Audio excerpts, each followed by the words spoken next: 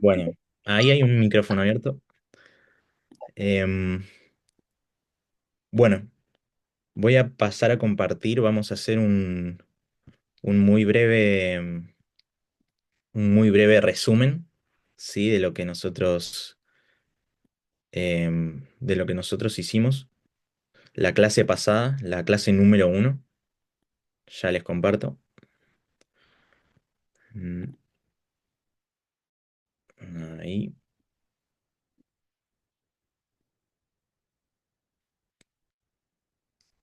ahí se ve. Sí, se ve. Sí, se ve. Ok, perfecto. Bueno, nosotros, se los vuelvo a repetir, sí, capaz hay alguien que no estuvo en la primera clase. Esta materia es Historia de la Iglesia. Mi nombre es Pablo. Eh, el periodo que vamos a ver de historia de la Iglesia va a ser del precristianismo, de cómo se fue formando la historia para la venida de Jesús y para el nacimiento de la Iglesia, hasta la edad posapostólica, específicamente en el 333, 313 después de Cristo, ¿sí? Entonces ese va a ser el periodo que vamos a estar analizando, que vamos a estar estudiando. Por supuesto, como es el 313, ¿sí? La escritura se estima que se terminó más o menos en el año 100 después de Cristo. Por supuesto, hay cosas que no, o 200 años, que no van a estar en la Biblia, que no va a estar en el canon bíblico, así que vamos a tener que recurrir a otras fuentes. Eh, pero por supuesto vamos a tener siempre como fundamento la escritura. Entonces, para hacer un repaso de lo que estuvimos hablando, em, antes de todo esto, lo que vimos la clase pasada es historia. Primeramente, esta primera definición, el primer punto es en base a la definición de la RAE, de la Real Academia Española, que lo define como una narración y exposición de los acontecimientos pasados y dignos de memoria, sean públicos o privados.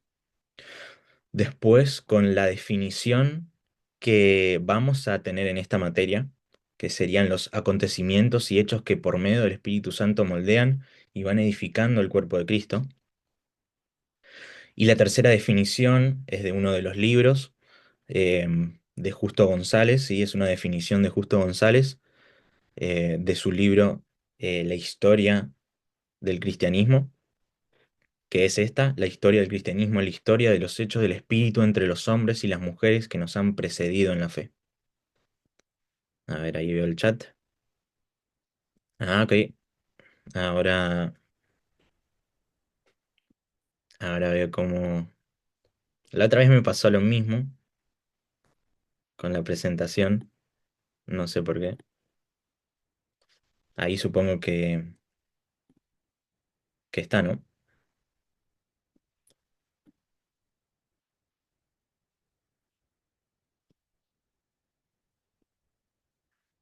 Ah, ya sé igual.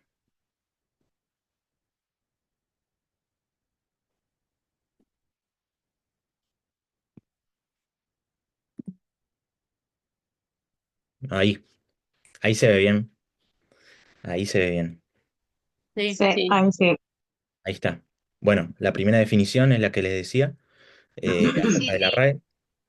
La segunda definición, la que vamos a tener en esta materia, y la tercera de Justo González. ¿Sí?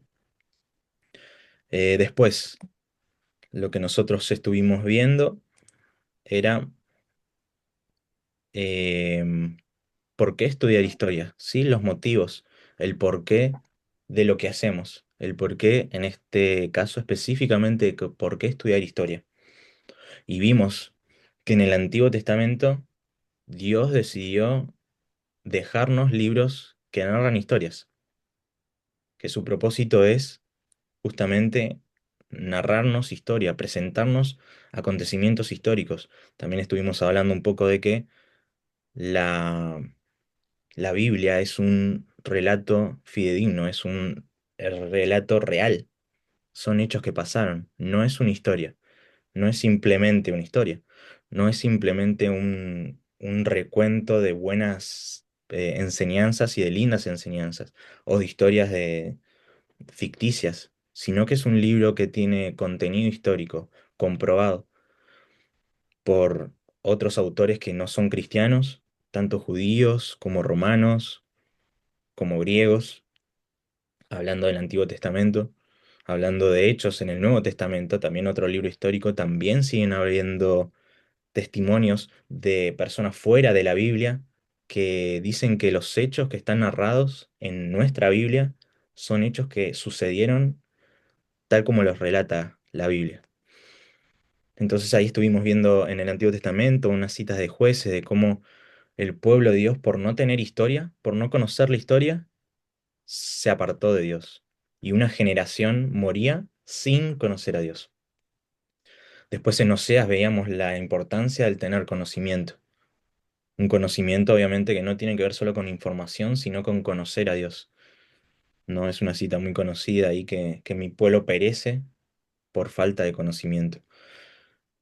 Pasando al Nuevo Testamento, vemos toda la historia de Hechos, que es la historia de la iglesia, ¿no? Y también comentábamos un poco de cómo nosotros, en cierto punto, Hechos tiene 28 capítulos y de cierta manera la iglesia de Hechos y el relato de Hechos no terminó.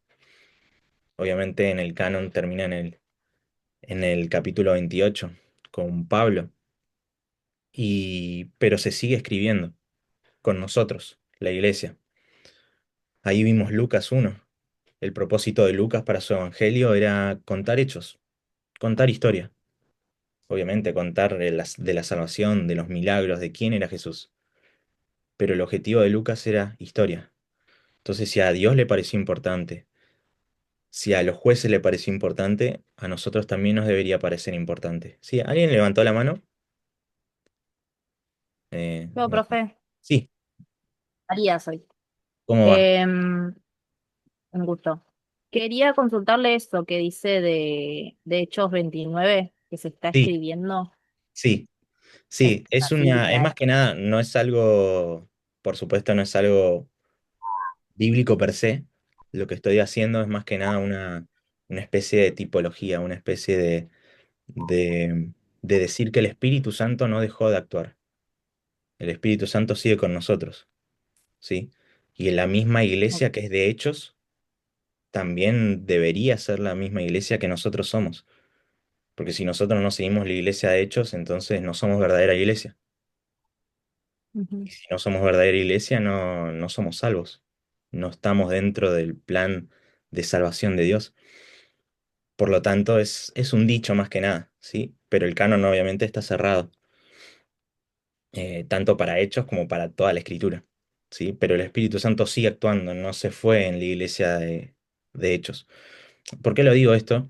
Muy buena pregunta, sobre todo para aclarar, porque hay ciertos grupos dentro del cristianismo que son cesacionistas, ¿sí? Con respecto a los dones. Hay dos clases de posturas teológicas acerca de los dones del Espíritu Santo. Uno, continuistas, que dicen que los dones continúan, hablar en lenguas, profecía, por ejemplo, todos los que están en Primera de Corintios, y otros que son cesacionistas, que dicen que los dones cesaron, porque el Espíritu Santo solamente actuaba en la iglesia en ciertos, hasta la iglesia apostólica, hasta que se murieron todos los apóstoles, y que después no hacía falta, ¿sí?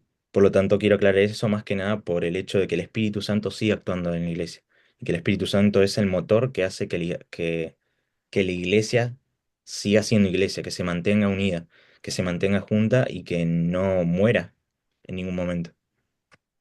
Pero está bien esa aclaración. Y finalmente vimos Juan 20, que dice para qué Juan escribió su evangelio, ¿no?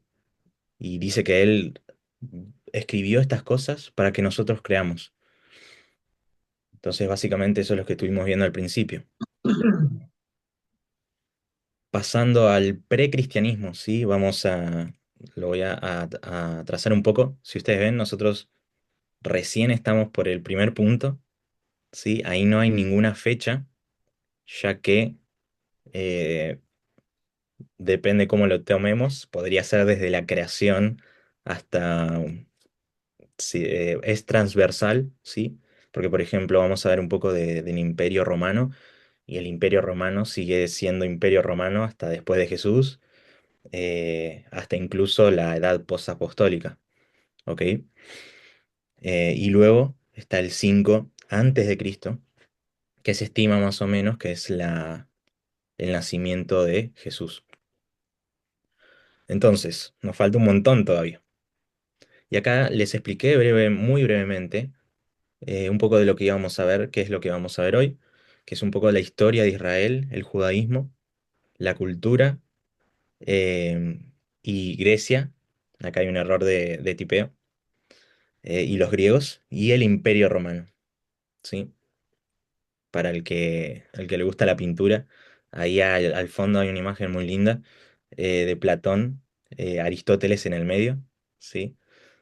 Acá Aristóteles está, Platón, perdón, está apuntando al cielo, si él tenía más ideas acerca de lo trascendental, eh, y Aristóteles tiene un libro y está como apuntando hacia abajo, ¿no? Que son como posiciones dualistas, ¿no? Y todas esas posturas van a influir mucho en el pensamiento del cristianismo, y también de algunas van a salir pensamientos extremos que llevan a herejías, ¿no? Y herejías, para el que no lo sabe, lo podemos definir como una aberración de la doctrina de la Biblia, ¿sí? Que parte de la Escritura. Es una mala interpretación. Entonces, empezamos ya con la historia de Israel y el judaísmo, ¿sí? En el fondo, si ustedes ven esta imagen, este cuadro, se relata también en Éxodo, que es cuando Moisés cuando sube al Sinaí y hay mucha gente acá que es el pueblo de Israel saliendo de la tierra de Egipto, esclavos, y, y Moisés está recibiendo la ley, está hablando con Dios. Entonces, lo que vamos a ver es cómo el pueblo de Israel fue preparado de alguna manera, o cómo por causa del pueblo de Israel y de los acontecimientos que les pasó en su historia, afecta la venida del Mesías. O explicado de otra manera, cómo la historia de Israel influye mucho en el contexto en el que nació nuestro Salvador Jesús. La primera característica que quiero que veamos es su monoteísmo, ¿sí? Un poquito hablamos de esto. Mono viene de uno y teísmo viene de theos, que significa literalmente uno y Dios. Está hablando de un solo Dios. Y esto es una característica muy importante, el monoteísmo. ¿Por qué? Porque a lo largo de la historia de la religión, muchas tribus, muchas sociedades tenían varios dioses. Eran, al contrario del pueblo de Israel, politeístas, que significa muchos dioses. Tenían muchos dioses alrededor. Y esta, mm, esta diferencia es algo muy significativo, porque no muchos pueblos tenían un solo dios. Egipto tenía muchos dioses, los romanos tenían muchos dioses, los griegos tenían muchos dioses. Siempre tenían como si fuese un consejo de dioses, multitud de dioses. Incluso añadían dioses si les convenía, si les gustaba.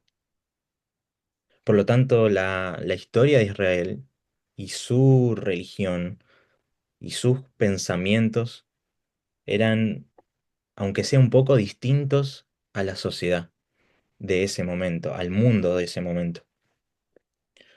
Con respecto al monoteísmo, no solamente ellos creían en un Dios, sino que ellos pensaban que este Dios se relacionaba con ellos.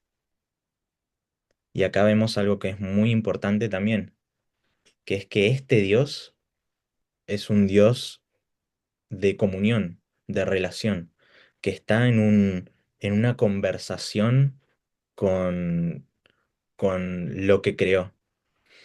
¿Sí? A diferencia de otras religiones también que nosotros podemos ver o de otros pensamientos acerca de Dios, por ejemplo, los teístas no creían, creo que Israel fue llamado a reflejar la santidad de ese Dios único en medio de las naciones paganas. Claro, esa era también una de las misiones de Israel.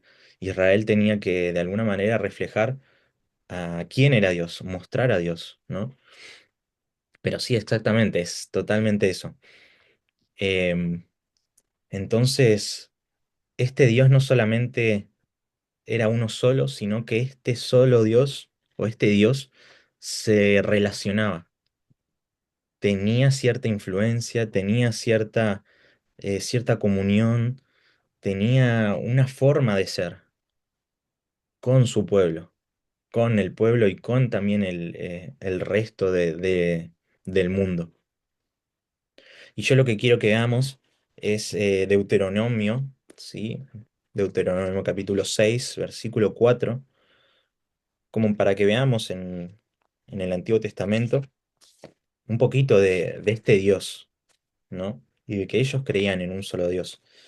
Yo se los voy a leer. Deuteronomio 6:4 dice, Oye Israel, Jehová nuestro Dios, Jehová uno es. Fíjense que acá em, dice, Oye Israel, ¿no? Este versículo se le llama el Shema, ¿sí? Shema es una palabra en hebreo que significa la primera palabra que está ahí, significa oye. ¿Cuál es el texto? Deuteronomio 6:4, es el que está también acá en la imagen esta, ¿sí? Deuteronomio 6:4, DT es Deuteronomio. Deuteronomio 6:4. Entonces los, todos los judíos lo tienen en su cabeza de memoria, ya lo tienen todos, desde los más chiquitos hasta los más grandes. Oye Israel, Shema Israel. Entonces fíjense que este es un Dios que se comunica, es un Dios que habla. Claro, exactamente, una declaración de fe. Es lo que los judíos piensan acerca de quién es Dios, de cuál es la persona de Dios. Es un Dios que está en comunión, es un Dios que se preocupa, es un Dios que habla. Y como habla, y el pueblo de Israel tiene oídos, es un pueblo que puede oír, ¿no? Por supuesto, después vemos que hay algo muy increíble, ¿no? Y que yo creo que les había mencionado un poco, que es el hecho de la desobediencia, ¿sí? Y ahí pasamos al segundo punto. La desobediencia y por causa de la desobediencia la esclavitud. Cuando nosotros vemos la historia de Israel, y cuando yo veo la historia de Israel, me hace acordar a mí, ¿no? Es una forma de interpretar la Biblia. Ver cómo el pueblo de Israel se comportaba con Dios y compararnos con ese Israel. Y ese Israel tenía un defecto muy grande, que era que se olvidaba de ese Dios, iba tras otros dioses. Lo podemos ver, por ejemplo, en la imagen del fondo de Moisés subiendo ahí al monte, recibiendo, exactamente, nos vemos reflejados, subiendo a ese monte y cuando él bajó, no vio al pueblo esperando la voz de Dios por medio de Moisés. Lo que hizo no fue esperar.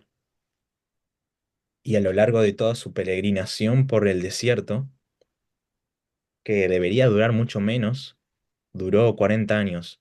¿Y por qué duró 40 años? Duró 40 años para que toda esa generación muera y se levante una nueva que verdaderamente conozca a Dios. Y esto también es una enseñanza muy importante para nosotros.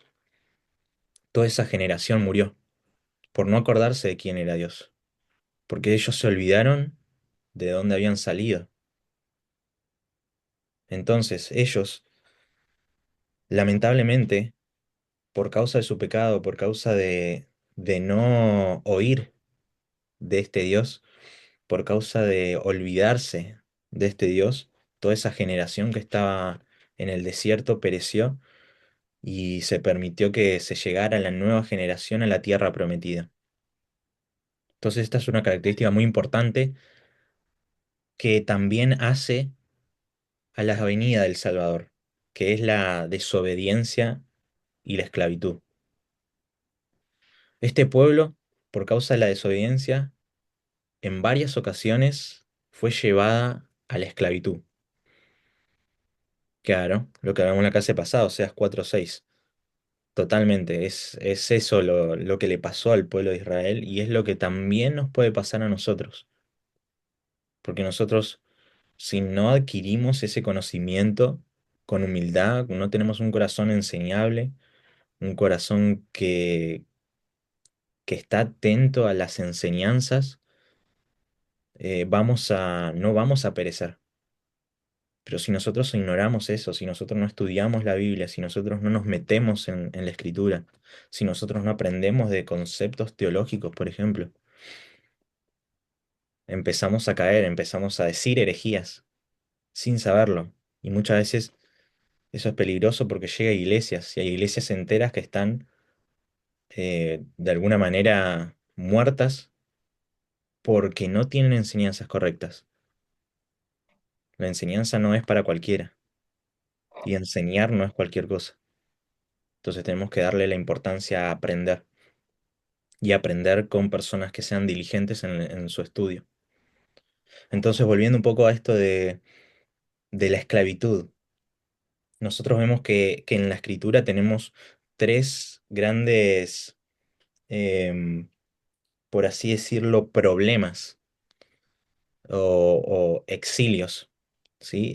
También, como habíamos hablado en el libro de Jueces, una generación, claro, que no tenía, que conocía a Dios, pero no le transmitió ese conocimiento a las siguientes generaciones, y esa nueva generación que se levantaba no conocía a Dios, y esa generación moría, pero Dios enviaba un juez y les recordaba, vuelvan a Dios, vuelvan a este Dios que es uno.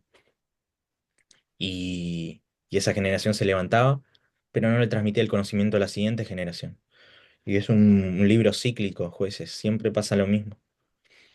Siempre hay una generación que busca a Dios, hay una generación que esa misma generación no le habla de Dios a la siguiente, esa nueva generación perece y por causa de eso Dios tiene que volver a mandar a una persona, iluminar a una persona para que ellos vuelvan.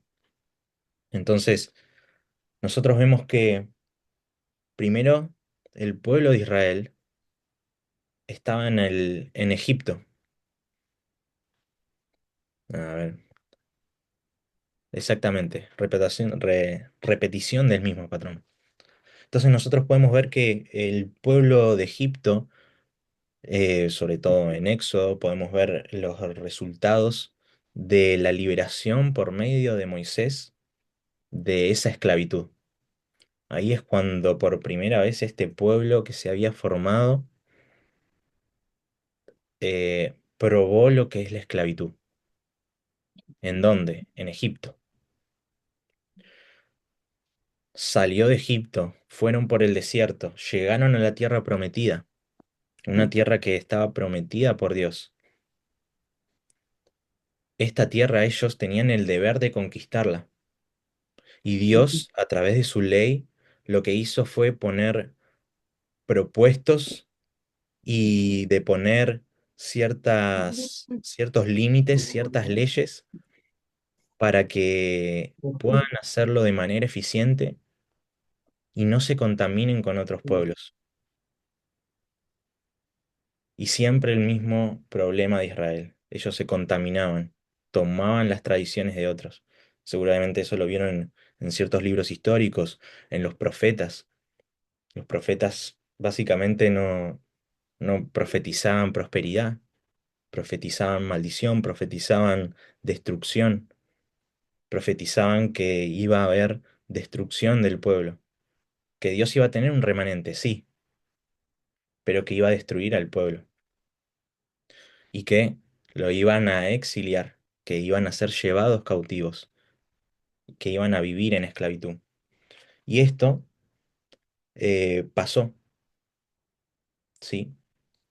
Primeramente, quiero que si ustedes están anotando, ustedes puedan anotar esto, en el 722, los israelitas del norte fueron llevados por los asirios, ¿sí? 722. Fueron llevados cautivos, ¿sí? Esta cautividad se produjo primero en la del norte. Acuérdense que eh, en el momento del hijo de David, Salomón, eh, construye algo que vimos, que el tabernáculo donde Dios se movía, en donde Dios estaba presente, y, y luego de eso se produce una división entre el reino del norte y el reino del sur. Sí, eso no me voy a meter, pero básicamente una parte de las tribus se fue exiliada por causa de los asirios. Luego de ahí, esos 722, ¿sí? Ténganlo en cuenta. En el 586 antes de Cristo, ellos son llevados por Babilonia, ¿sí? 586 antes de Cristo, por los babilonias, y son llevados cautivos a Babilonia. Y podemos ver el libro de Daniel, podemos ver el libro de Isaías, acerca primero de que Dios iba, por causa de la desobediencia, iba a llevarlos cautivos nuevamente. Luego de estos babilónicos, ellos son conquistados por los persas, ¿sí? Entonces tenemos los asirios, tenemos a Babilonia y tenemos a los persas con Ciro II. ¿Y qué pasa?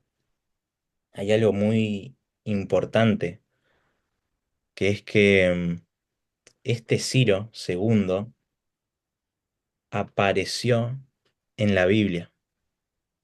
Aparece en la Biblia. Acuérdense que este era una persona que no era parte del pueblo, sino que fue levantado por Dios para salvar a estas personas que estaban cautivos por Babilonia, ¿sí?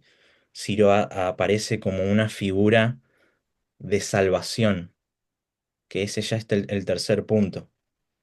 Y quiero que vayamos ahí a Isaías 45:1. Quiero que alguien lo pueda leer para que ustedes vean que esto, muchos años antes, el levantamiento de alguien para salvarlos a ellos estaba presente.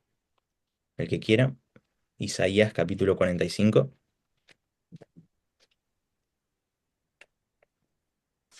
Así dice Jehová a su ungido, a Ciro, el cual tomé yo por mano derecha para sujetar naciones delante de él y desatar lomos de reyes para abrir delante de él puertas y las puertas no se cerrarán.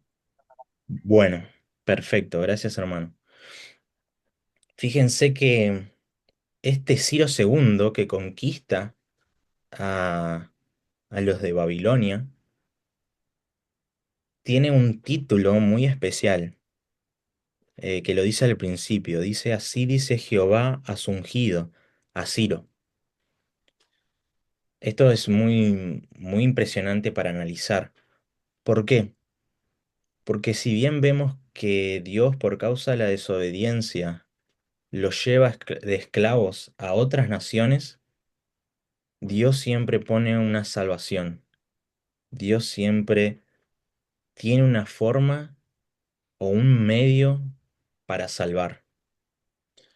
En este caso, lo profetiza y habla de Ciro. Y esto también es algo que nosotros tenemos que ver, porque Ciro es un personaje histórico, ¿sí? Hay documentos acerca de la existencia de una persona llamada Ciro, específicamente Ciro II, que es un personaje de la historia. Y este personaje de la historia también aparece en la Biblia.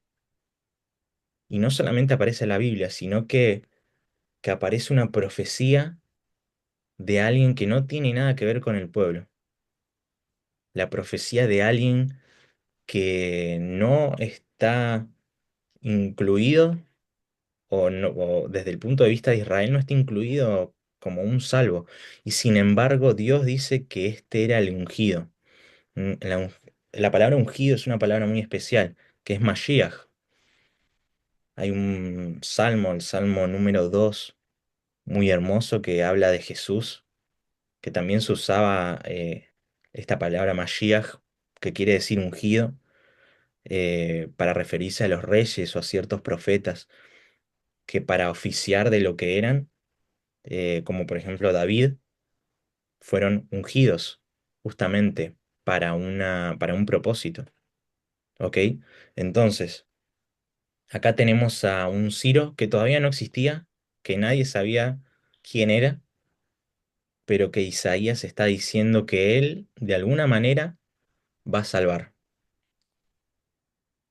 Entonces quiero que vayamos un poquito a este concepto de salvación.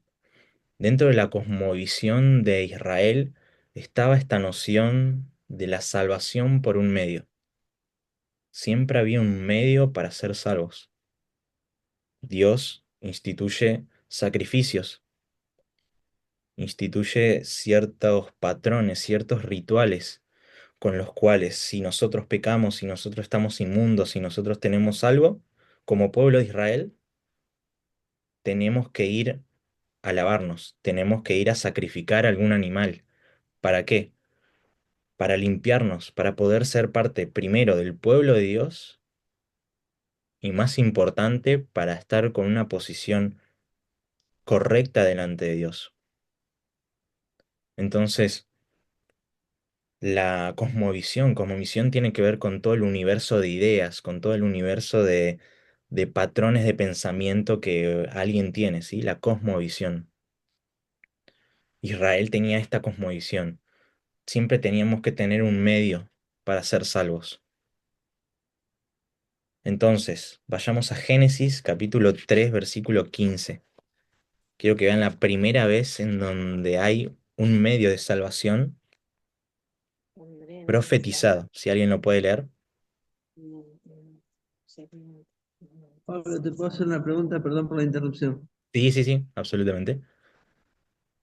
Con respecto a lo que hablamos recién del año 722, el Sí. cautiverio por los asirios, después en el 586 el exilio de Babilonia, y el tercero que fue Persa por Ciro II, ¿tenés información del año?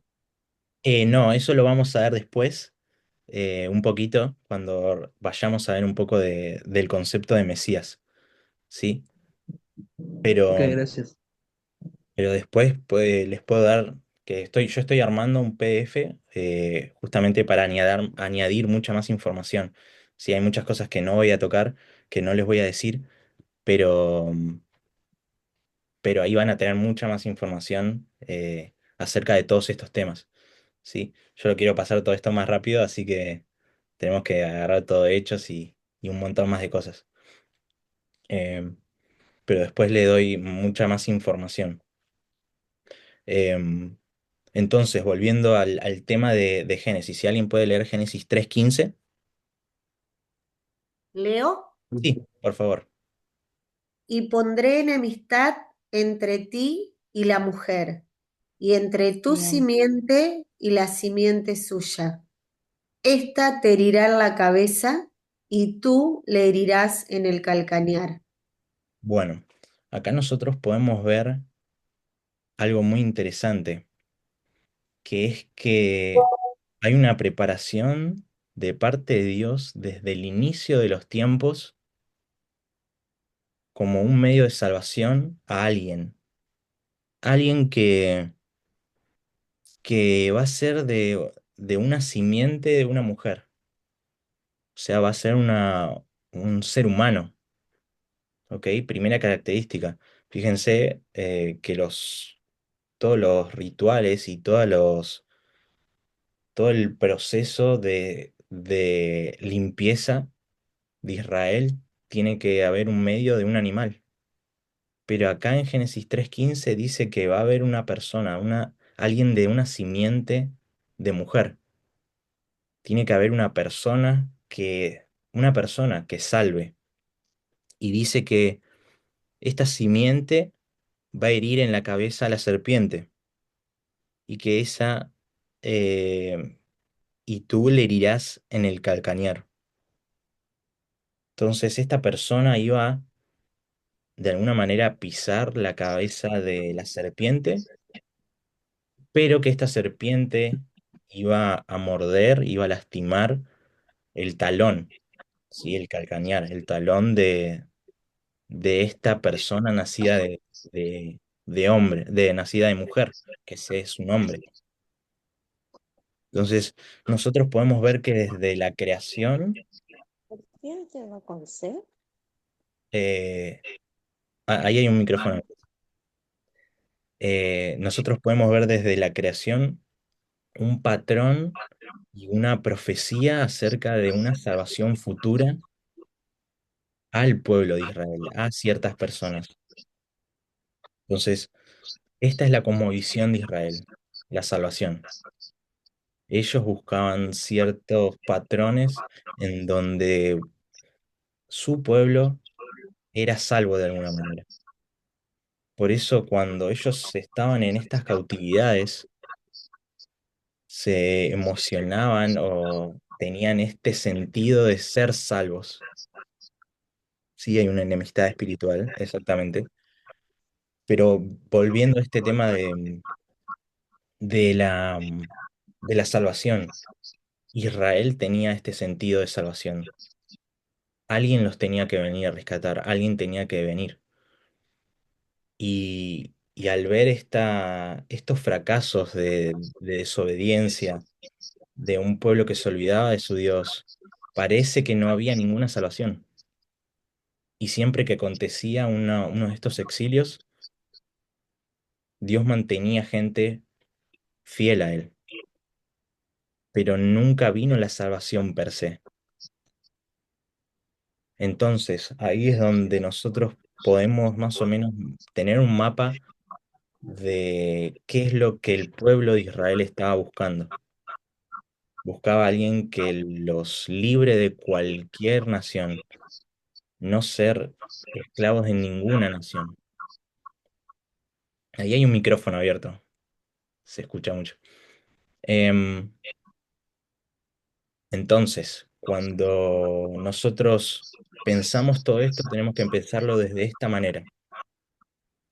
Israel es un pueblo que tiene una relación con un Dios, es un Dios que habla constantemente, un Dios que es uno, a diferencia del resto de las naciones que tiene un politeísmo o otras formas de espiritualidad.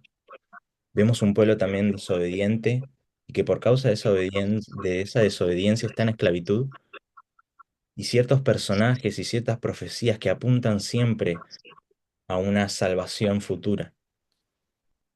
Entonces, vamos a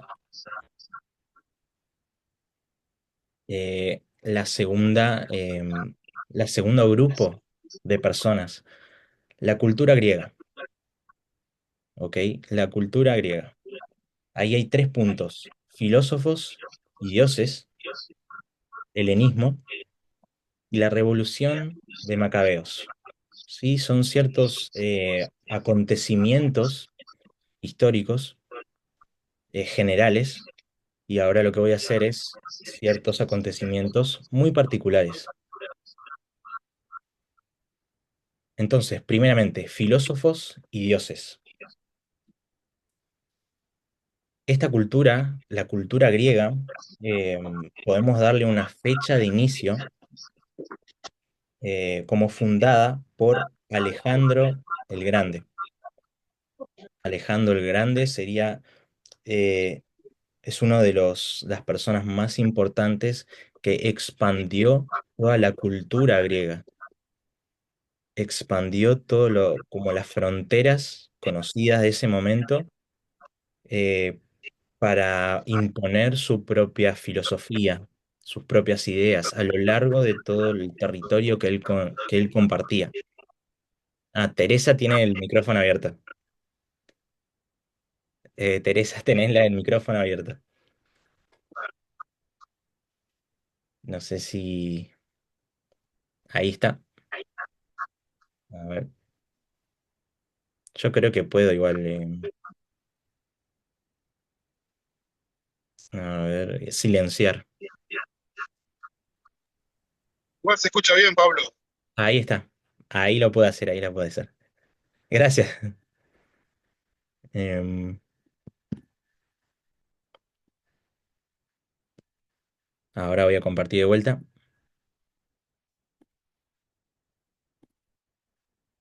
Ahí va.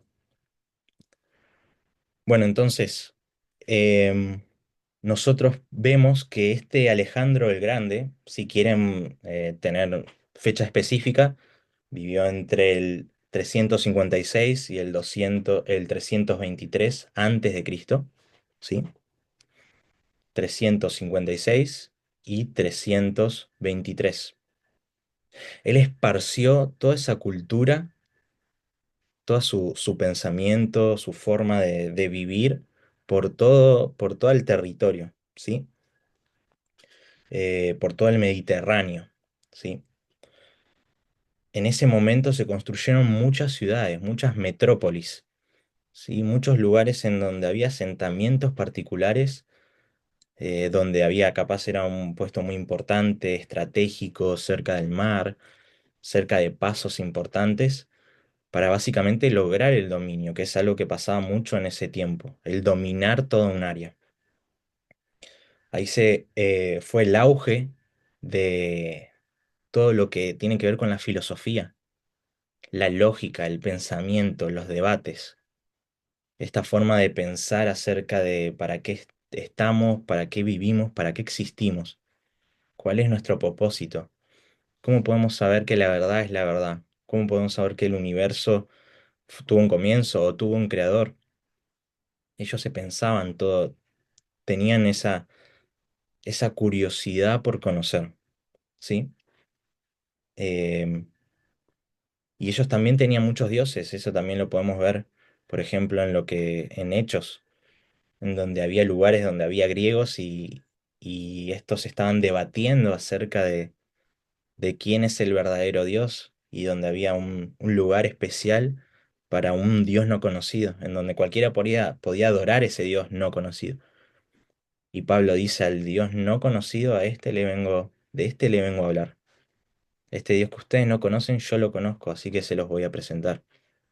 Entonces nosotros podemos ver que en un momento ellos estaban escuchando atentamente a lo que Pablo estaba diciendo.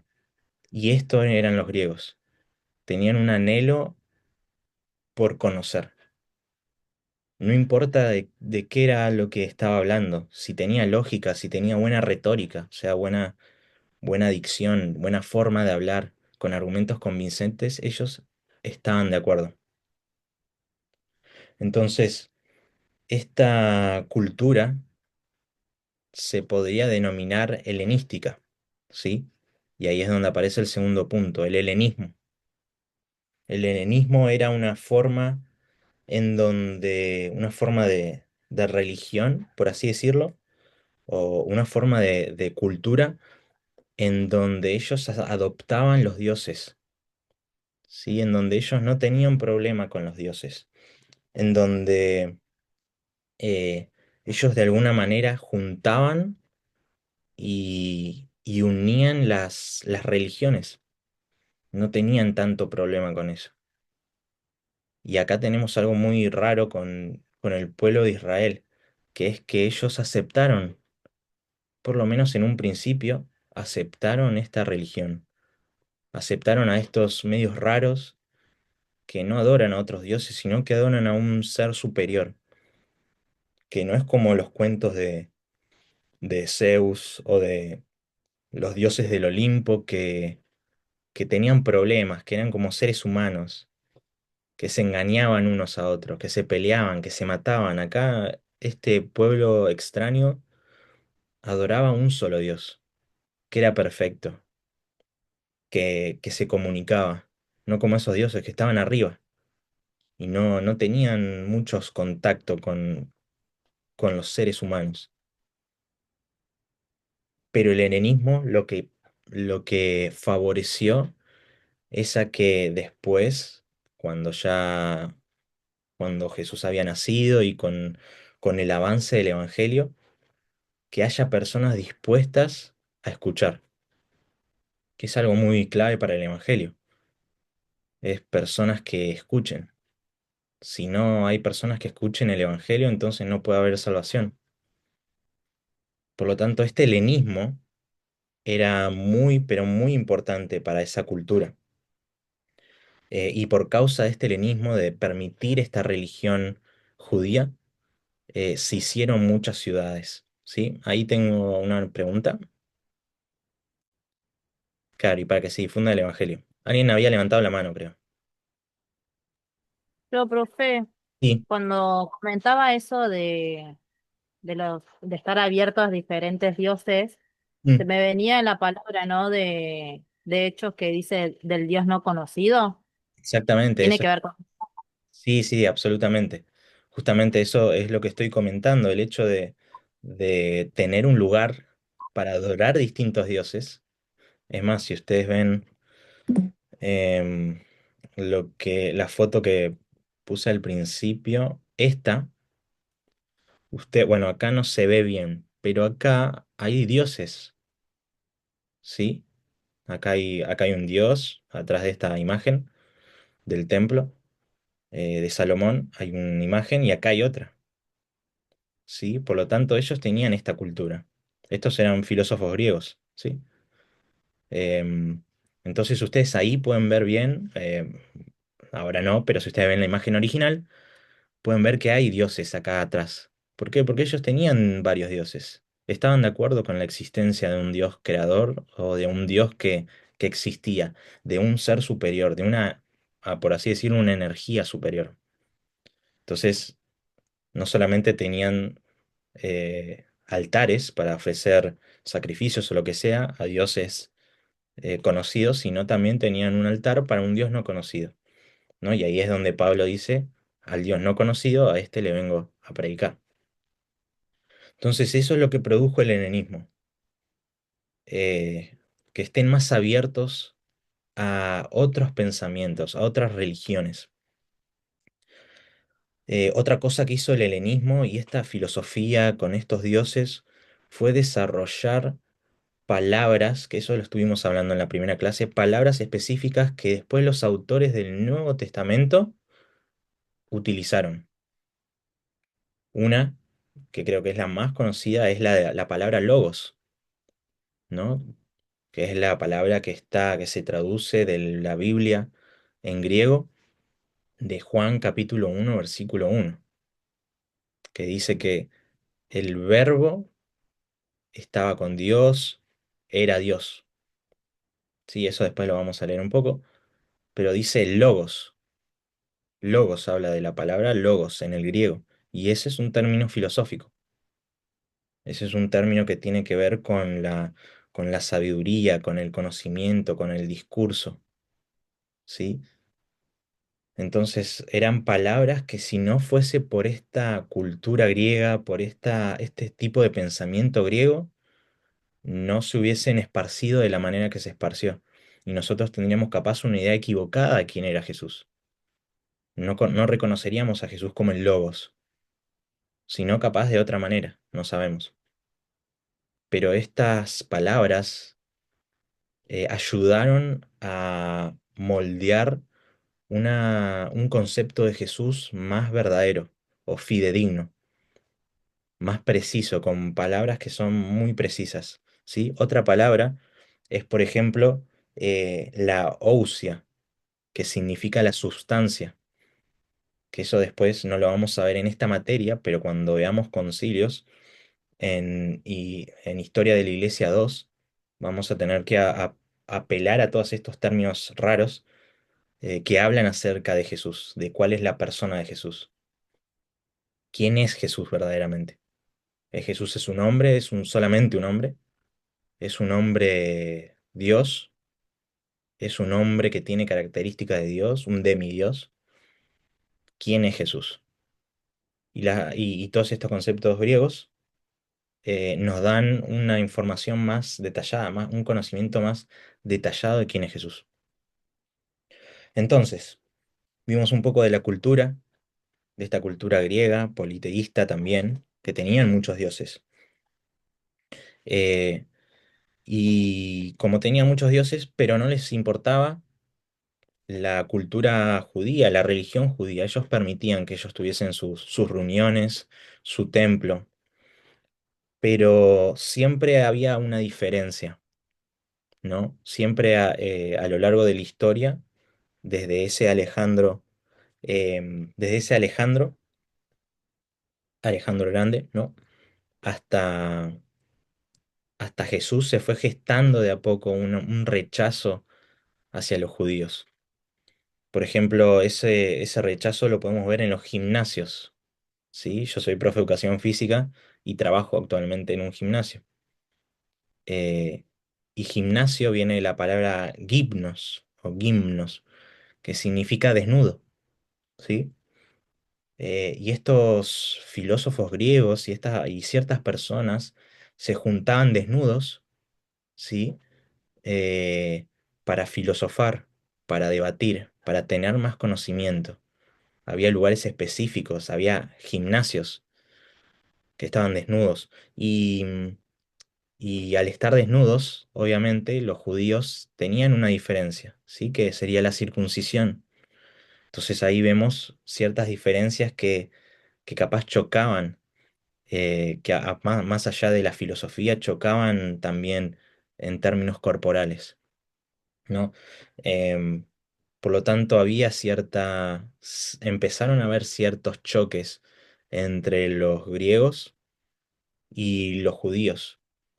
Por eso después vemos ya en la época de Jesús, que ya es el Imperio Romano, ¿sí?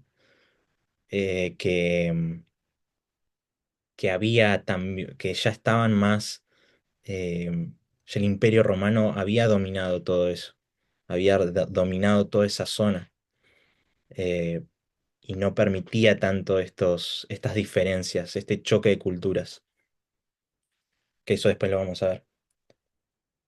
Después, que nosotros vemos que el griego se esparció, la habla griega se esparció, que es lo que después nosotros vemos en el Nuevo Testamento con el canon bíblico, que fue escrito casi totalmente en griego, ¿sí? Con algunas partes en arameo. Entonces el Nuevo Testamento fue escrito en el griego. Pero el Antiguo Testamento, antes de Cristo, ya había sido traducido al griego. Antes estaba nada más en hebreo y algunas partes en arameo.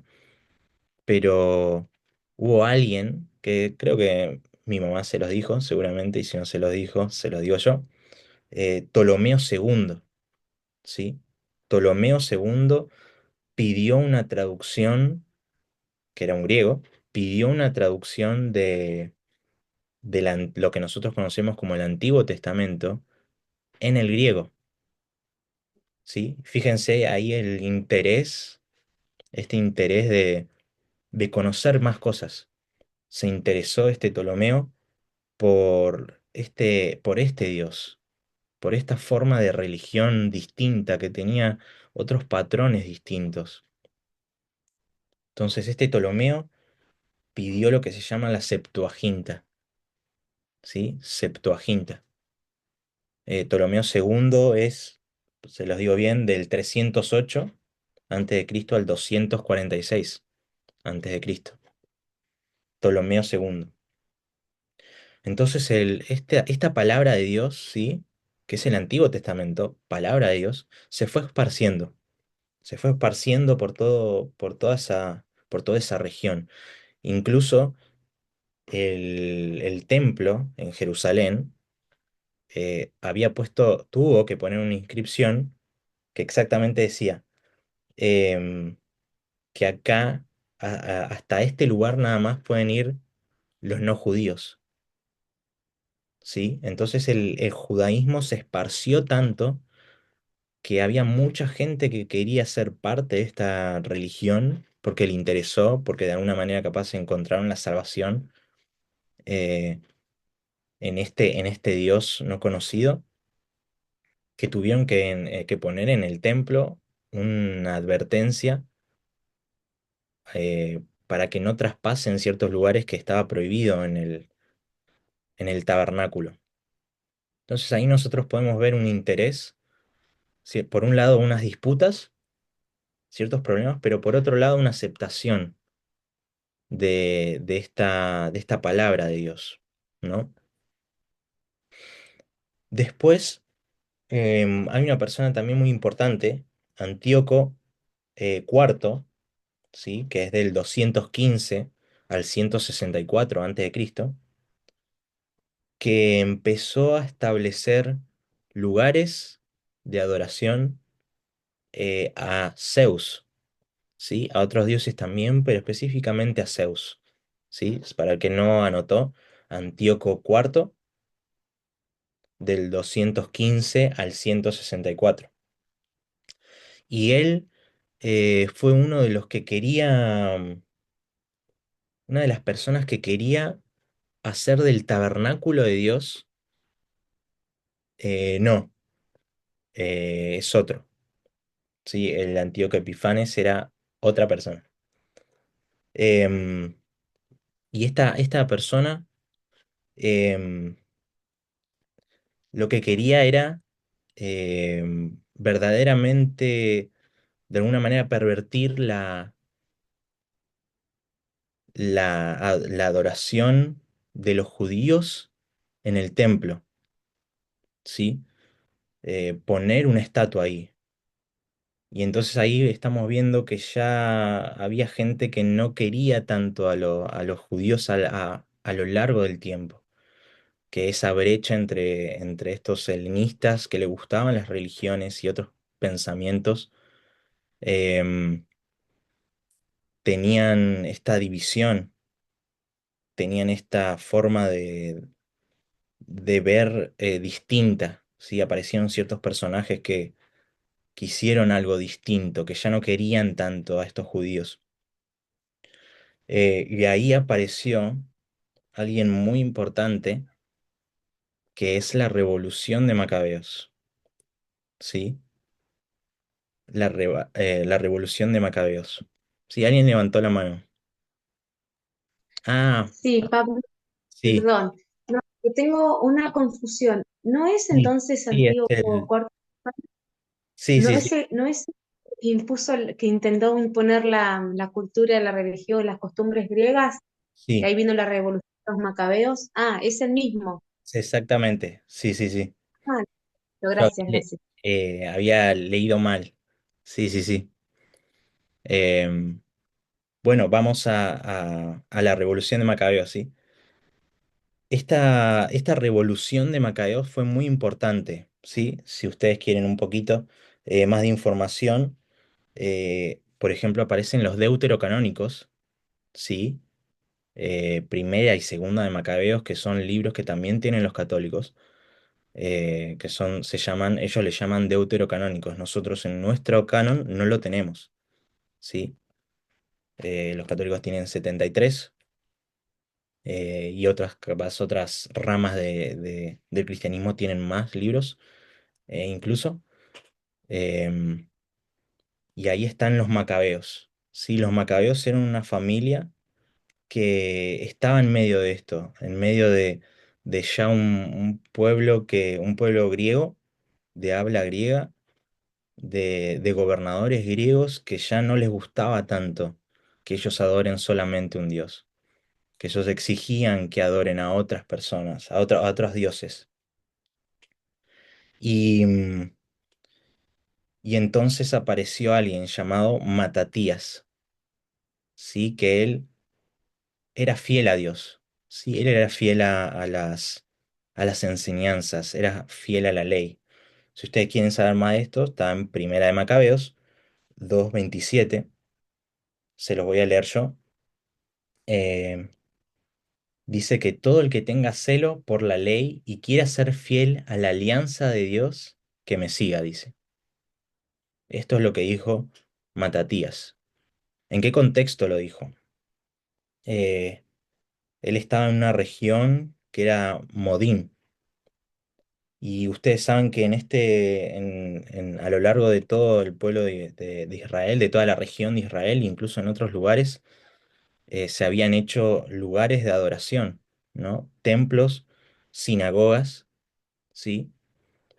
Para adorar a Dios, ya que ellos habían estado exiliados y en el exilio ellos no tenían tabernáculo, entonces tenían que hacer lugares provisorios. Pablo, ¿te puedo hacer una pregunta? Sí, Ese fue en el tiempo de los 400 años de silencio, ¿no? Que dice la Biblia. exactamente. Ah, Claro, ok, esto gracias. es una revolución de los macabeos, si quieren Sí. anotar exactamente más los números, es del 167 al 165, ¿sí? Más o menos cuando empieza esta rebelión, ¿sí? La rebelión o la revolución de los macabeos. La Biblia católica, perdón, la Biblia católica de mi mamá tiene la libro de Macabeo. Claro, sí, sí, sí, va a Sí, lo tener tiene. Sí. primera, segunda de Macabeos, Judith, eh, vamos a ver, hay distintos libros, ¿sí? Sabiduría. Pero bueno, nosotros en nuestro canon, nosotros no lo tenemos, ¿sí? Entonces, em, esta familia había sido acusada junto con otras personas de no adorar a otros dioses, ¿sí? De no postrarse frente a otros dioses. Y entonces, ¿qué es lo que estas personas hacían?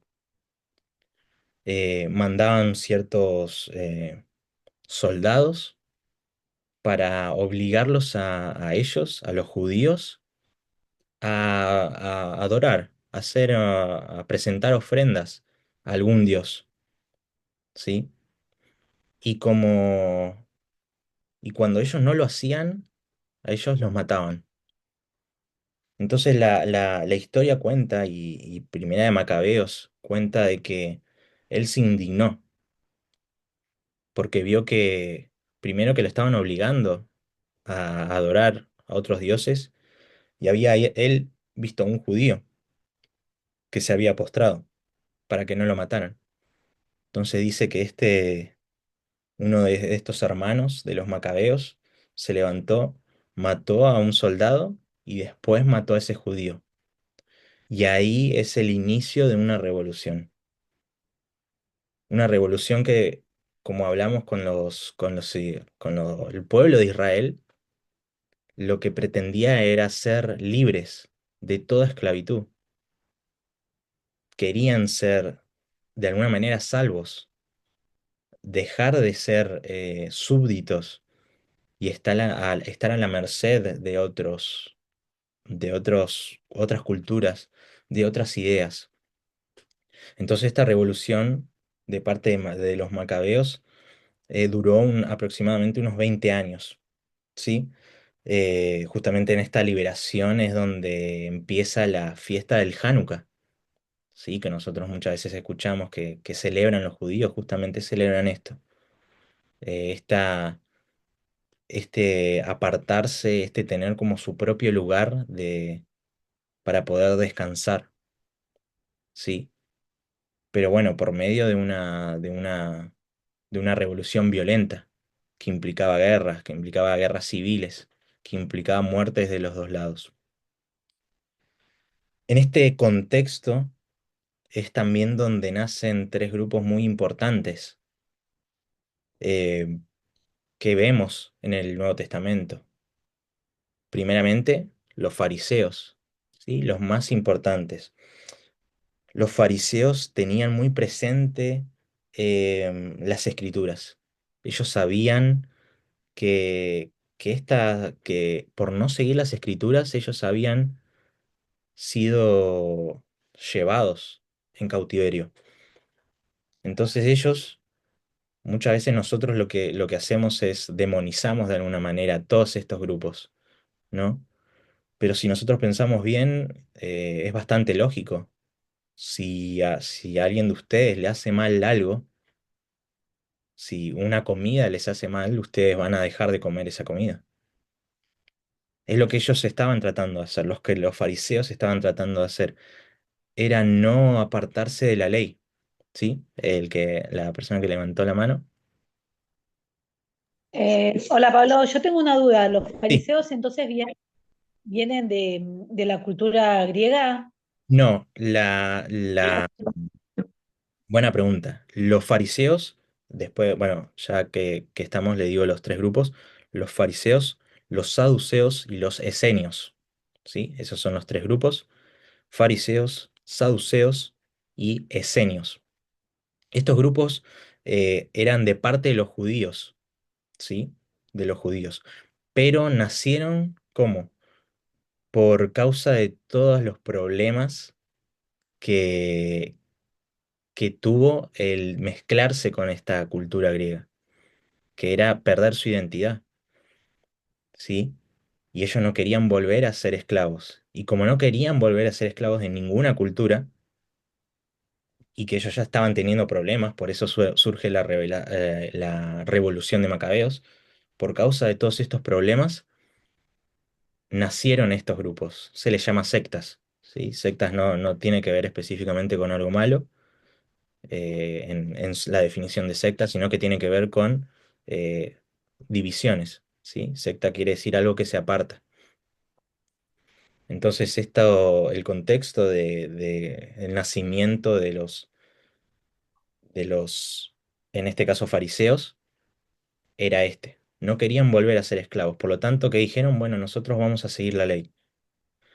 Pero estaban tan metidos en esa idea que se olvidaron de lo que dice la ley, del el espíritu de la ley, que es el amor, que es el amar al resto, el amar a Dios. Y ellos lo que hicieron es impusieron reglas arriba de esas leyes que estaban antes, de las leyes de Dios. Claro, religiosos, y no religiosos de una mala manera.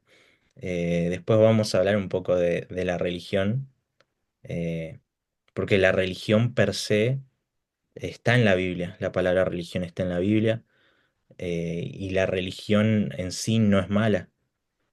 Es más, si pensamos bíblicamente, creo que la mejor definición está en la Biblia, eh, y tiene que ver con que Jesús es la religión misma, porque religión tiene que ver con volver a unir, viene de religar. Y si ustedes se ponen a pensar bien, hay solamente un mediador, solamente un religador entre Dios y los hombres, y es Jesucristo hombre. Por lo tanto, eh, la religión es buena, la religión es Jesús. Si la religión es Jesús, es buena. Después no existe otra religión. El resto El son tema, intentos. perdón, Pablo, Sí. no, que está en esto de religión, de ser ligados a Dios, el tema, Mm. el religioso.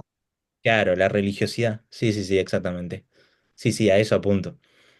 Eh, entonces es muy interesante esto de la religión. Pero creo que la mejor definición de religión está en la Biblia y es Jesús, que es el único que puede religarnos con el Padre por medio de su sacrificio. Entonces, nosotros vemos acá a los saduceos, a los fariseos. Sí, los saduceos era otra secta. Los fariseos estaban más encargados de todos los asuntos administrativos, de gobierno. Claro,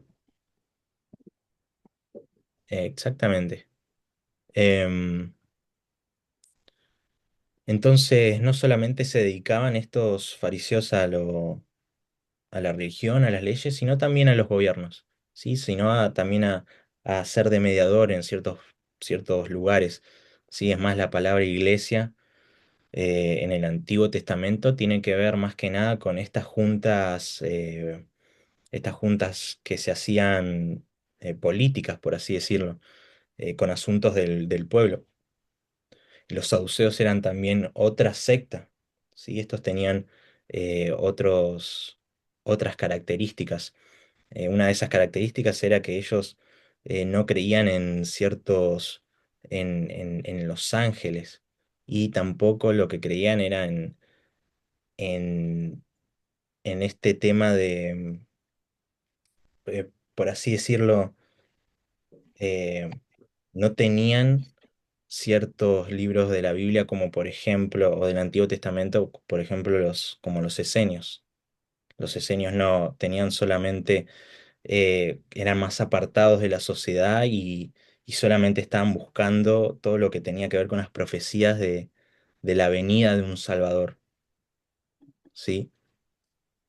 Por lo tanto, tenemos este grupo que no creía tampoco, hablando de los saduceos en la resurrección, que es algo que también chocaban con los fariseos. Entonces vemos grupos sectorizados de, por causa de estas revoluciones, por causa de estos problemas con la cultura griega, en donde no había unidad y no podían lograr nunca ser salvos de eso. Siempre tenían alguna traba, siempre tenían algunos lugares en donde el judío no era aceptado, siempre tenían a alguien más grande que ellos. Entonces estas sectas, estas tres sectas, aparecieron en esa revolución, aparecieron en ese contexto de mucho caos y de mucha muerte. Em, Finalmente, para esto se los digo más como información, no hace falta saberlo. em, Aparece Herodes el Grande en el 40 antes de Cristo. Ahí ya nos acercamos muy a Jesús. Em, y él tuvo un enfrentamiento con los partos, ¿sí? Que eran los que dominaban esa zona de, de Israel. Y lo que él quería era gobernar, controlar la zona y que no surgieran otros levantamientos como los de Macabeos. Sí, él lo que quería era em, unas relaciones pacíficas, ¿sí? Que deje de haber problemas, mientras los otros grupos, capaz, otros gobernantes anteriores, estaban dispuestos a luchar por mantener la paz. Este Herodes el Grande lo que hacía era tratar de buscar un acuerdo de paz, que básicamente era, bueno, ustedes no molestan, no matan a ninguno de los nuestros, y nosotros dejamos que ustedes puedan vivir libremente, ¿sí? Entonces, ese es el contexto más o menos en los 40 en donde ya este era un gobernador em, que fue considerado o que fue instituido como rey de los judíos, ¿sí? Obviamente no por el pueblo judío, sino porque él había conquistado toda esa zona, ¿sí? Entonces, ese es el contexto más o menos de la cultura griega, ¿sí? Obviamente hay un montón de detalles que no se pueden contar porque hay que avanzar, pero hay cosas muy interesantes que suceden para la preparación, ¿sí? Y vamos a hacer un repaso, filósofos, dioses, una cultura distinta a los judíos, pero que en algún momento los aceptó, el helenismo, que eran estas personas que lo que hacían verdaderamente era tener un menjunje. Claro, era de Grecia, pero lo que pasa es que en ese momento eran todas naciones y grupos y gobiernos separados, ¿sí? Lo que hizo Alejandro el Grande, lo que hablamos era tratar de todos esos sectores, también donde estaban los judíos, África, Europa, eh, extender un poco la filosofía, los dioses, el helenismo, ¿sí? Em, este Herodes el Grande tenía el propósito de echarlos a los partos, y de esa manera él fue nombrado, ¿sí? Por Roma, em, rey de los judíos. Entonces, en unos años antes, exactamente en el 27, antes de Cristo, aparece un personaje muy importante, ¿sí? Aparece alguien muy importante. ¿Qué es este? Augusto César, ¿sí? Ahí tiene una imagen donde está el Imperio Romano.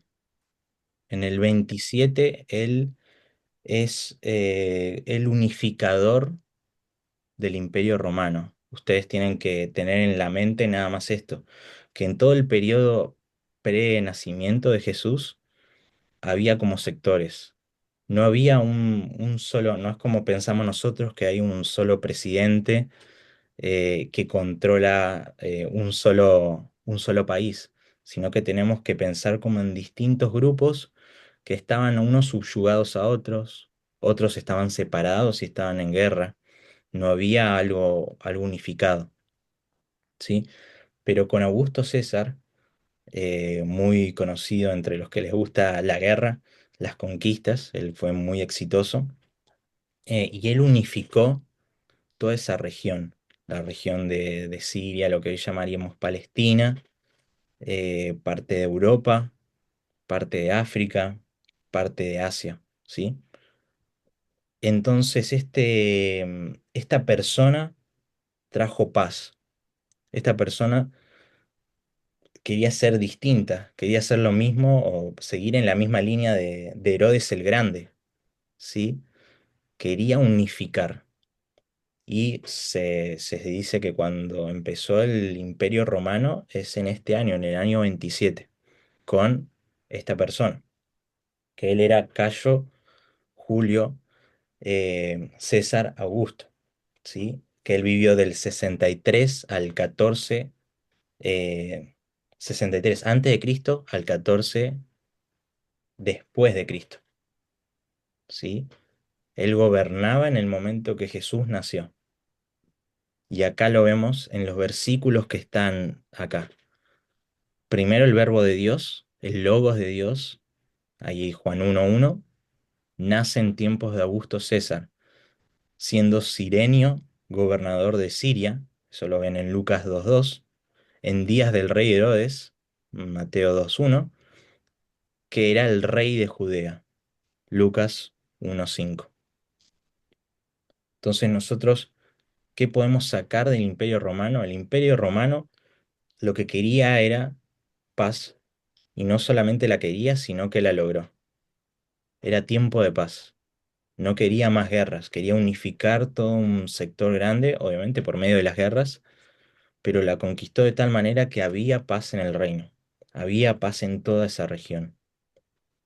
Obviamente, los judíos, por más de que ellos hubiesen tenido su revolución con los macabeos, no la lograron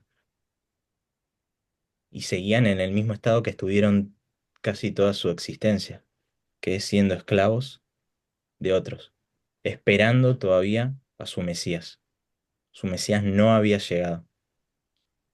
Entonces, este es el contexto en donde Jesús nace. ¿Sí? Con esto terminamos esta introducción muy escueta, con muy pocos detalles de la vida previa a, a Jesús, ¿sí? Al nacimiento de Salvador. Y de a poco nos vamos metiendo en la historia de la iglesia propiamente dicho. Porque hasta ese momento la iglesia no existía. Podríamos decir que sí existía en la mente de Dios, pero en los hechos, en la historia, no existía. Pero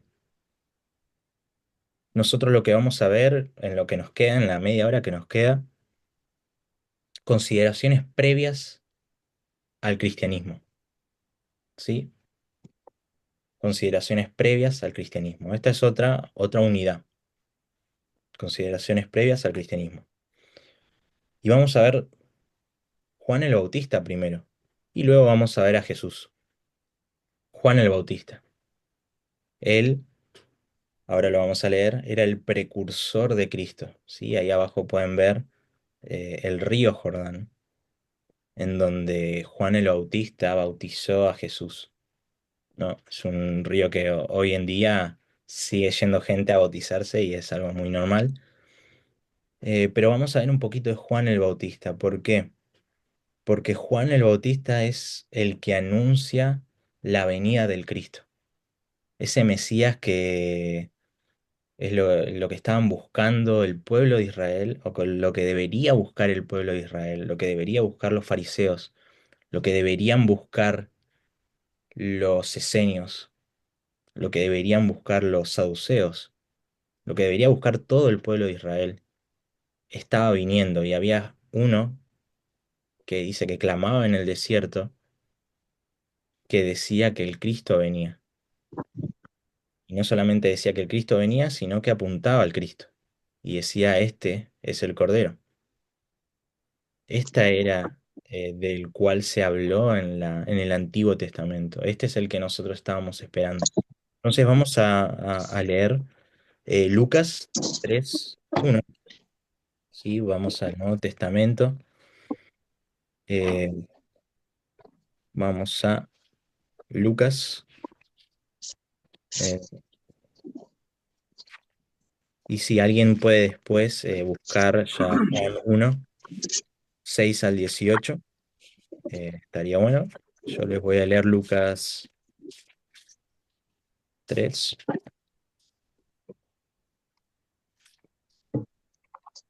En el año 15 del imperio de Tiberio César, siendo gobernador de Judea Poncio Pilato y Herodes, tetrarca de Galilea, y su hermano Felipe, tetrarca de de Iturea y de la provincia de Traconite, y Lisanias, tetrarca de Abilinia, y siendo sumo sacerdote Anás y Caifás. Vino palabra de Dios a Juan, hijo de Zacarías, en el desierto. Y él fue por toda la región contigua al Jordán, predicando el bautismo de arrepentimiento para perdón de pecados. Como está escrito en el libro de las palabras del profeta Isaías que dice, voz del que clama en el desierto, preparad el camino del Señor, enderezad sus sendas, todo valle se rellenará, y se bajará todo monte y collado, los caminos torcidos serán enderezados, y los caminos ásperos allanados. Y verá toda carne la salvación de Dios. Y decía a las multitudes que salían para ser bautizadas por él, oh generación de víboras, ¿quién os enseñó a huir de la ira venidera? Haced pues frutos dignos de arrepentimiento, y no comencéis a decir dentro de vosotros mismos, tenemos a Abraham por padre, porque os digo que Dios puede levantar hijos a Abraham aún de estas piedras.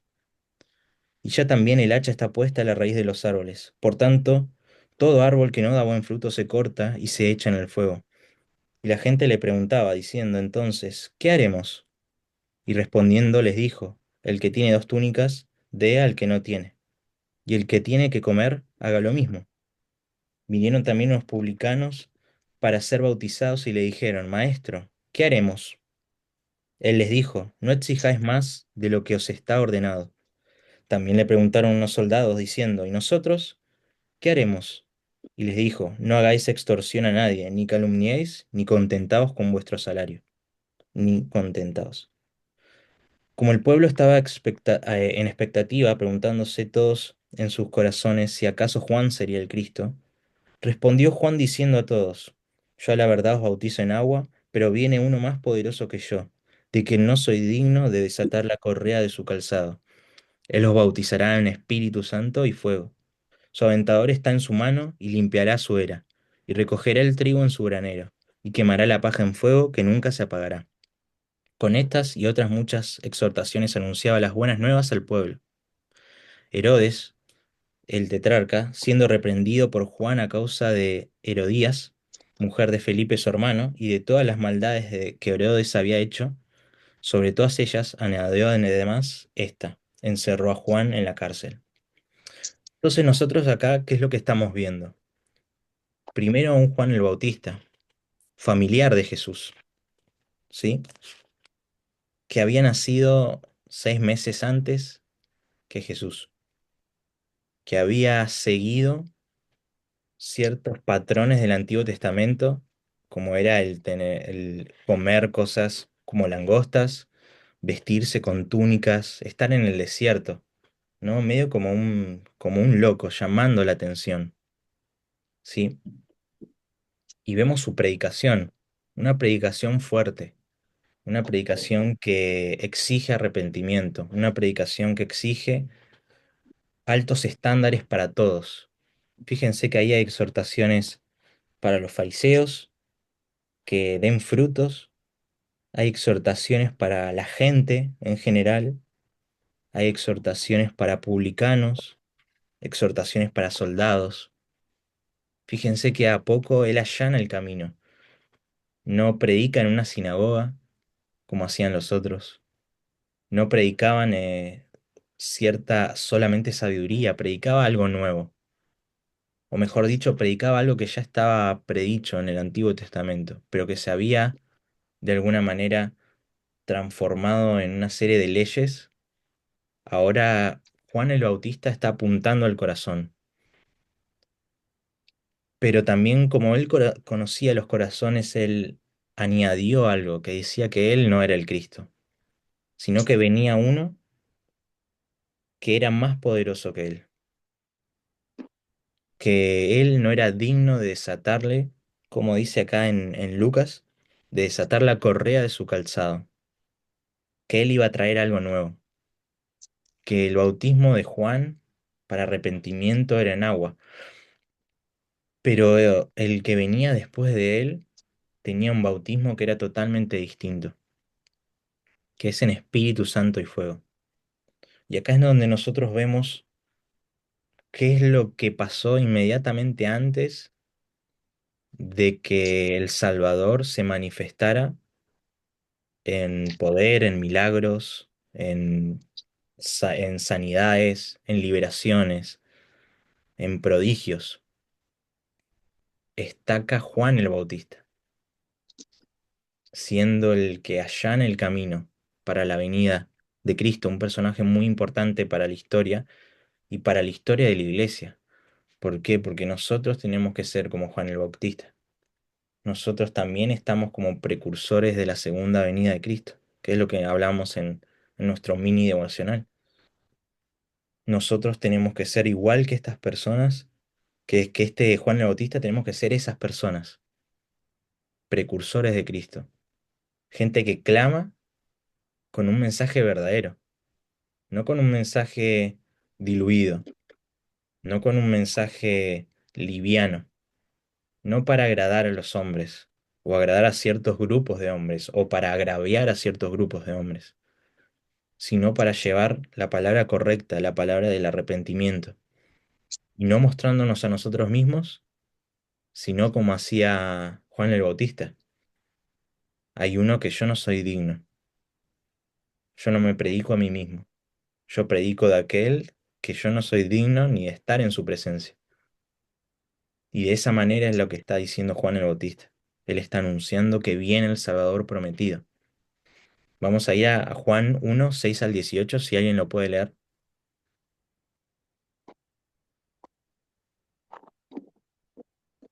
Juan 1, 6 al 18.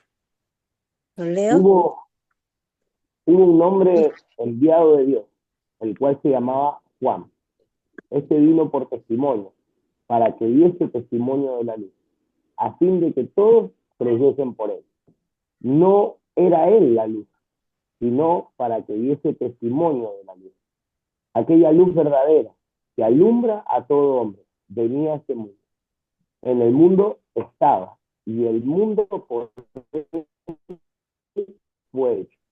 Pero el mundo no le conoció. A los suyos vino, y los suyos no le recibieron. Mas a todos los que le recibieron, a los que creen en su nombre, le dio potestad de ser hechos hijos de Dios, los cuales no son engendrados de sangre, ni de voluntad de carne, ni de voluntad de varón, sino de Dios. Y aquel verbo fue hecho carne, y habitó entre nosotros. Y vimos su gloria, gloria como del unigénito del Padre, lleno de gracia y de verdad. Juan dio testimonio de él, y clamó diciendo: este es de quien yo decía, el que viene después de mí es antes de mí, porque era primero que yo. Porque de su plenitud tomamos todos, y gracia sobre gracia. Pues la ley por medio de Moisés fue dada, pero la gracia y la verdad vinieron por medio de Jesucristo. A Dios nadie le dio jamás. el unigénito Hijo que está en el seno del Padre, Él le ha dado a conocer. Bueno, muy bien. Acá nos presenta Juan en su, podríamos decir, en su carta de presentación de ese evangelio, algo muy importante que es, em, primero, que Juan anuncia que hay alguien que anuncia. Dice que hay alguien que estaba predicando acerca de otra persona. Eso es testificar. Si testificar tiene que ver con anunciar, decir, proclamar, decir a otro ciertas cosas que vio de algún individuo, de alguna persona, de algún acontecimiento. Juan era esta persona. Él decía, vean a Jesús, busquen a Jesús, miren quién es Él. No me apunto a mí mismo, apunto a Jesús, que es algo que la iglesia debería ser instituido en Hechos capítulo 2, ser testigos, testigos de Jesús. El poder que nos da el Espíritu Santo es ser testigos de Jesús. El poder no es para hacer milagros, es para ser testigos, para anunciar a Jesús. Por supuesto, el Espíritu Santo reparte dones poderosos, obviamente, sobrenaturales, pero el poder es para testificar. Entonces vemos a este Juan el Bautista en el Evangelio de Juan, que, que es el precursor de Jesús, anuncia a un Jesús. Y vamos a ver a Jesús, vamos a ver a Cristo. Esta va a ser la última diapositiva que vamos a ver. Em, Acá hay varias escrituras. Sí, quiero que básicamente expliquemos quién es Jesús y cuál va a ser su misión de forma muy breve, y que Él es la cabeza. Y no es solamente la cabeza, ¿sí? Pero cuando hablamos sobre historia de la iglesia, primeramente, como si fuese un bebé, sale la cabeza, ¿sí? Sale la cabeza. Y nosotros podemos ver que en la historia de la iglesia, Cristo es la cabeza de la iglesia. Teológicamente, Cristo es la cabeza. Y nosotros somos miembros del cuerpo. Por eso, si queremos hablar de la iglesia, no podemos desprender la cabeza del cuerpo. No podemos desprender a Cristo y de conocerlo a Él y de conocer quién es Él de la historia de la iglesia. Porque Él es la cabeza. Él es lo visible primeramente. Es lo que primero apareció. Es el canal por el cual la iglesia existe. Sin Cristo la iglesia no podría existir. Entonces vamos a ir a Primera de Timoteo 3:16. ¿Sí? Yo lo tengo. Primera de Timoteo 3:16 dice, e indiscutiblemente grande es el misterio de la, de la piedad. Dios fue manifestado en carne, justificado en el Espíritu, visto de los ángeles, predicado a los gentiles, creído en el mundo, recibido arriba en gloria. Quiero que veamos solamente la primera parte de este, después de los dos puntos, ¿sí? Dios fue manifestado en carne. Primeramente, Cristo es Dios, ¿sí? Yo muchas veces me encuentro con algunos jóvenes que no tienen esta verdad en la mente, ¿sí? Que Cristo es Dios. Y obviamente es contraintuitivo. No tiene mucho sentido porque nosotros decimos, bueno, Dios caminó, Dios murió, ¿cómo puede un Dios morir? Eso también es un problema que tuvieron los judíos. Era Dios, pero ellos no lo aceptaban como Dios. Entonces, en en esta palabra que es Dios fue manifestado en carne, está diciendo que Jesús, que Cristo era verdaderamente Dios. Ahí hay un micrófono abierto. no sé de quién. Complicado también. eh, no sé quién está con el micrófono abierto, pero silencien los micrófonos. Dios fue manifestado en carne. Nosotros tenemos que tener en la cabeza esto. Cristo es la cabeza de la iglesia y esta cabeza de la iglesia es Dios. Y este Dios no es un Dios que está apartado, es un Dios que se comunica, como en el Antiguo Testamento, pero no solamente es un Dios que se comunica, sino que fue manifestado a los hombres a través de Cristo, en la persona de Cristo. Entonces vemos primeramente Jesús es Dios. Vamos a ir a Juan 1, eh, Juan 1:1. En el principio era el verbo, y el verbo era con Dios, y el verbo era Dios. Vamos al 14. Y aquel verbo fue hecho carne y habitó entre nosotros, y vimos su gloria, gloria como del unigénito del Padre, lleno de gracia y de verdad. En Juan 1:1 lo que podemos ver son tres estructuras gramaticales. En el principio era el verbo. Cuando se habla del principio es lo mismo que se habla de Génesis. Sí, está haciendo Juan una comparación entre Juan 1:1 y Génesis 1:1. En el principio creó Dios los cielos y la tierra. Y acá lo que está diciendo Juan es, en el principio era el verbo. ¿Sí? Cristo era Dios, que es lo que vimos en 1 Timoteo 3:16. Y en Juan 1:1 vemos que Cristo existía desde antes que algo hubiese sido creado. Por lo tanto, si Él existió antes de una creación, quiere decir que Él no es una creación. Y esto lo estoy aclarando porque hay muchas sectas que dicen que Jesús fue un ser creado, ¿sí? Pero Él no es un ser creado, Él era en el principio. Y no está hablando de el primero de la creación, ¿sí? La segunda partícula, el verbo era con Dios. Una mejor traducción de el verbo era con Dios es el verbo estaba enfrente a Dios, estaba con Dios. Entonces ahí lo que vemos en Juan 1:1 es una diferencia con este, o no una diferencia, es una nueva revelación de la persona de Dios, en donde ya no hay solamente Dios Padre, sino que hay otra persona que aparece, que estaba con Dios, estaba delante de Dios, que es Jesús, que es el Verbo, que es el Logos. Entonces acá nos metemos con una cristología, ¿sí? Un estudio de Cristo mucho más complejo. En Juan capítulo 1, versículo 1, el Verbo estaba con Dios, estaba delante de Dios. Dos personas distintas, pero fíjense la última partícula, el Verbo era Dios. Entonces vemos que está esta nueva revelación que dice el Verbo era Dios. Acá nuevamente nos repite Juan que, igual que Pablo en Timoteo, que Cristo era Dios. Y en el versículo 14 dice, y aquel verbo fue hecho carne.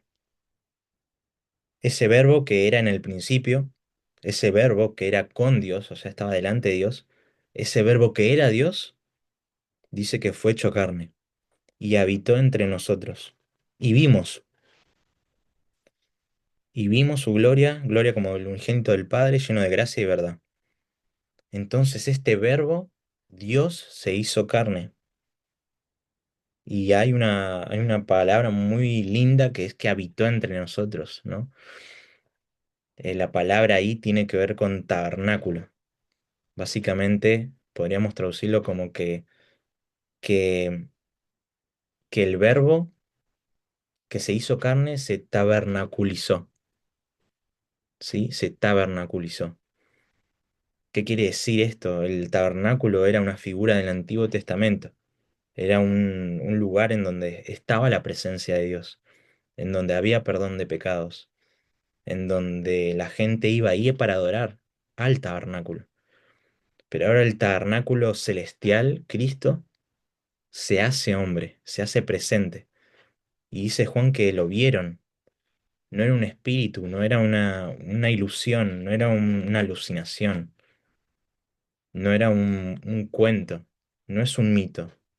Juan está diciendo que lo vio el tabernáculo, hablando de esto, de que habitó entre nosotros, se tabernaculizó, la presencia de Dios en medio de los hombres. Es una cosa increíble. Si alguien puede leer 1 Corintios 15 3 al 8, para seguir sabiendo quién es Jesús, quién es este Cristo.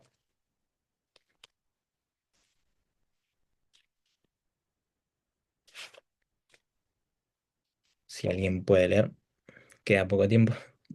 Primera de Corintios 15, de 3 al 8. Porque primeramente os he enseñado lo que asimismo recibí, que Cristo murió por nuestros pecados conforme a la Escritura, y que fue sepultado y que resucitó al tercer día de las Escrituras, y que apareció a Cefa y después a los 12. Después apareció a más de 500 hermanos a la vez, de los cuales muchos viven aún y otros ya duermen. Después apareció a Jacobo, después a todos los apóstoles y al último de todo, como abortivo, me apareció a mí. Perfecto, gracias hermana. Acá vemos el mensaje del Evangelio. ¿Qué es lo que vino Cristo a hacer? Fíjense que dice algo muy, muy importante para nuestros ministerios, que dice que Él enseñó, ¿no? Acá está hablando Pablo, le está hablando a la iglesia de Corinto, y dice, porque primeramente os he enseñado lo mismo que recibí. Nosotros no tenemos que enseñar algo nuevo, no tenemos que buscar ser novedosos, podemos buscar formas de predicar, formas creativas de predicar, absolutamente, que sean llamativas, pero no predicamos algo nuevo. El mismo mensaje que predicaba Pablo hace 2000 años, un poco menos, nosotros tenemos que predicarlo igual. No hay que cambiarlo, no hay que modificarlo. Dice lo que esto enseño lo que yo recibí, que Cristo murió por nuestros pecados. ¿Para qué vino Jesús? Jesús vino para morir por nuestros pecados. Y ahí se resuelve el problema que tenía el pueblo judío con el pecado.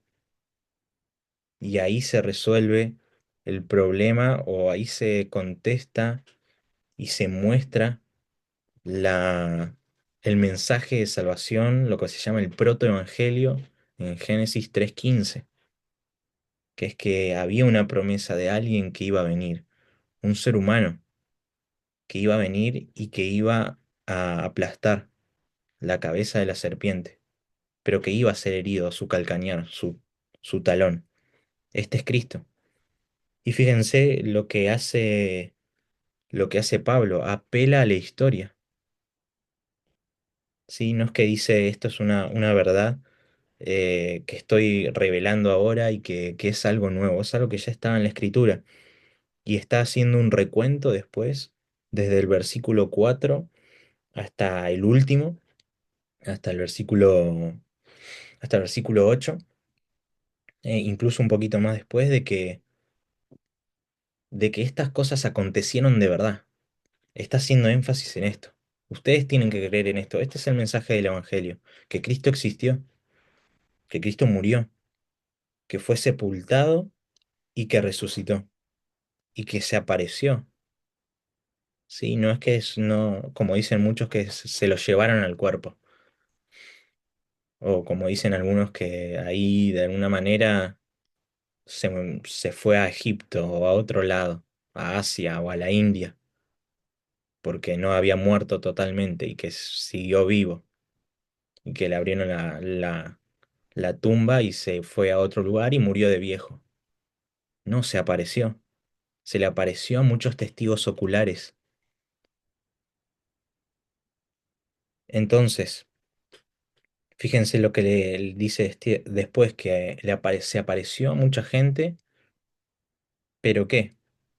Por último, como a un abortivo dice, se apareció a mí. Entonces vemos a un Cristo que es Dios, un Cristo que estaba con Dios, un Cristo que antes de la creación existía que no había ninguna creación, pero Él existía. Vemos un Dios que se encarnó, que se hizo carne, que se hizo visible a los hombres.